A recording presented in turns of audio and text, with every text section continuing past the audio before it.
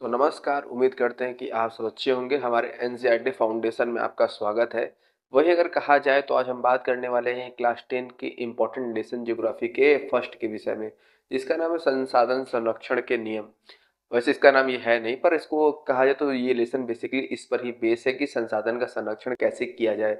वहीं अगर कहा जाए तो आप अगर बेसिक आधार देखेंगे तो क्लास 8 में भी आपको संसाधन चैप्टर मिलता है और क्लास 12 में एडवांस लेवल पे मिलता है।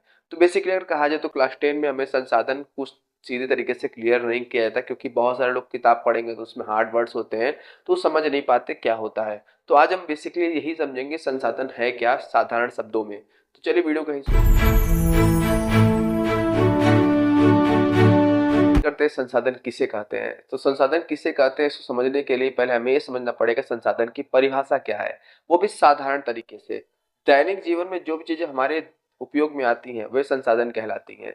मतलब जो भी हमारे लाइफ में यूज में आ रहा है वही संसाधन कहलाता है। ये संसाधन दो प्रकार के हो सकते हैं, एक प्राकृतिक और एक मानव निर्मित। मानव निर्मित में समझ में आ रहा है तो उसको हम बाद में थोड़ा डिस्कस करें, क्योंकि एक लंबा टॉपिक है।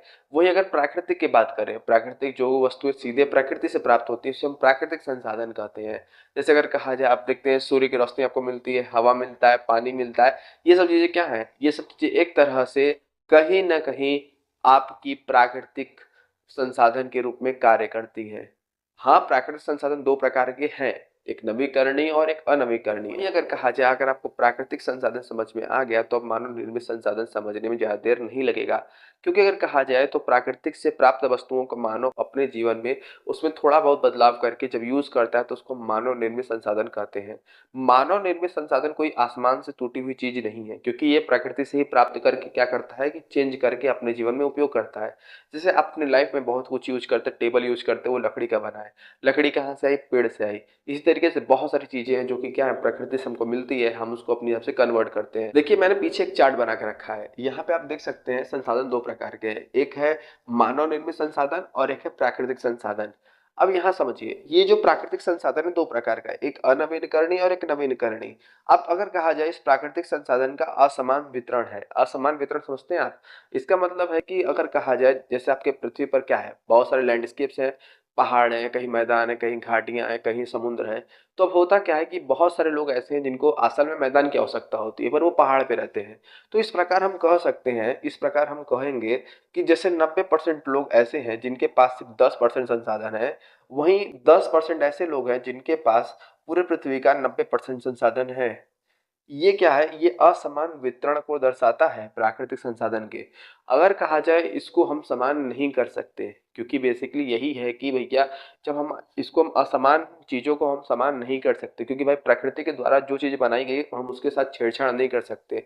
पर मनुष्य क्या करता है कि अगर कहा जाए तो जैसे मान लीजिए कहीं पहाड़ है और वहां रोड निकालना है, तो कहीं ना कहीं यूज करके टनल बना देगा। हाँ, जाए मान लीजिए कोई पहाड़ के उस पार रह रहा है, यानी पहाड़ के ऊपर ही रह रहा है और नीचे मैदानी क्षेत्र है, अब उसके पास आने जाने का कोई रोड ही नहीं होगा, तो वो क्या करेगा, बेसिकली इस पहाड़ को काट के रोड बनाया जाएगा।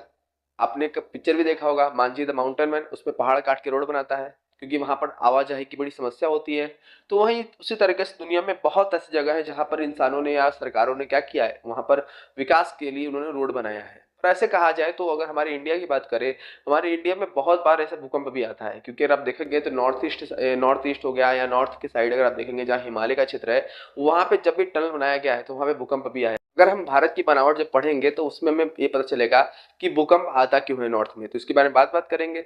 और वहीं अगर कहा जाए तो होता क्या है कि जब ये संसाधन का असमान वितरण है तो गवर्नमेंट का बड़ा इंपॉर्टेंट रोल होता है कि भैया इन संसाधनों का संरक्षण सही तरीके से किया जाए। कहा जाए हमारे देश, अगर भारत की बात करें, भारत एक सुंदर देश है, बहुत विशाल देश है। इसकी भारत की अगर कहा जाए, भारत की मिट्टी बड़ी उपयोगी है और यहाँ पर संसाधनों का भरमार है। पर इसका उपयोग आज तक हमारी गवर्नमेंट सही तरीके से नहीं सीख पाई, क्योंकि हो भी सकता है कि भैया वो करना चाहते हो पर वहां के लोग ना एक्सेप्ट करते हो सकता है कि सरकार खुद ना करना चाहती हो। ऐसा भी कई चीजें होती हैं, क्योंकि भाई दोनों तरफ से तालियां बजती हैं, तालियां एक तरफ से नहीं बजती है। जैसे अगर आप क्लास 10 का बुक पढ़ेंगे तो उसमें सरकार की आलोचना भी की गई है समय समय पर, तो इस बात का भी आपको ध्यान देना है। तो आज हमने जो ये पढ़ा है ये क्या है, एक बेसिक आधार है। हम इसके बाद जब एडवांस लेक्चर समझाएंगे आपको तो वहां पर संसाधन के बेसिक टर्मिनोलॉजी सिखाने की कोशिश करेंगे, और इस टर्मिनोलॉजी में आपको यहीं तक समाप्ति करते हैं। उम्मीद करते हैं कि आपको हमारा लेक्चर पसंद आया होगा। पसंद आया तो लाइक, सब्सक्राइब एंड शेयर जरूर।